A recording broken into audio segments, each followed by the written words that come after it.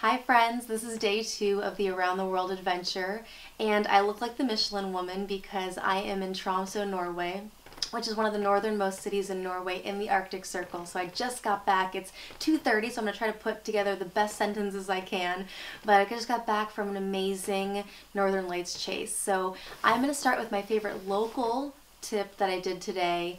I'll move into the low point of the day, and then I'll end with the high point because it was truly phenomenal.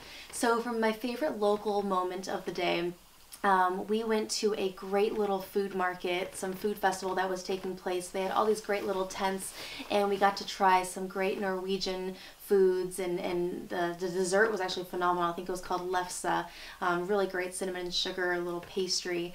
The low point, the travel's definitely wearing on me. I've been on 4 different flights in the last 48 hours, so definitely got that tickle in my throat, definitely wreaking havoc on my skin, and I've tweaked my neck a couple times just sleeping funny. So the travel is definitely getting tough, but it's all been 100% worth it because Tromso, even though it's so hard to get to, is just such a phenomenal place. It's a really charming city right in the Arctic Circle, as I mentioned before, but really you come here to try to get your shot at seeing the Northern Lights, also known as the Aurora Borealis.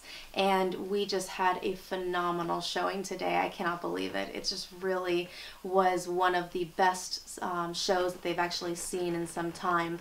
So what we did was actually we went on a Northern Lights chase. So what they do is they take a look at the weather conditions, try to find a spot that's not very cloudy. So we actually drove an hour and a half north of Tromso to an area where they thought that we might get a decent show of lights tonight.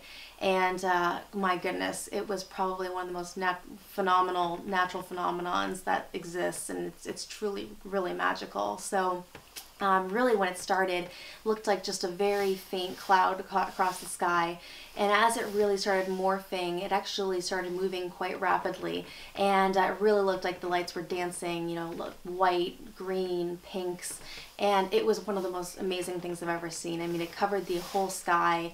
It was really dancing. It was almost ghost-like, it really looked like it was something that was alive, and at some points it looked like just almost like piano keys just playing across the sky. So I can't say enough wonderful things. It was really just a spectacular event. I definitely highly recommend it. So I'll be putting the information of the great tour that we did under Ruth's Raves, which is a section of my blog where it talks about a lot of the companies and products and services that I really have can say nothing but wonderful things about. But I'm going to get to bed soon. It's definitely been a very long day of travel and chasing the Northern Lights.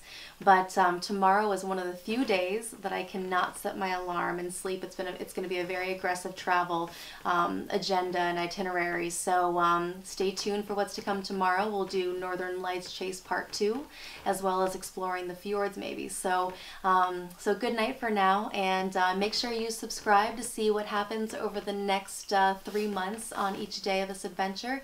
And also feel free to leave comments in the section below if you have any questions about the trip or anything you want me to address. Have a good night.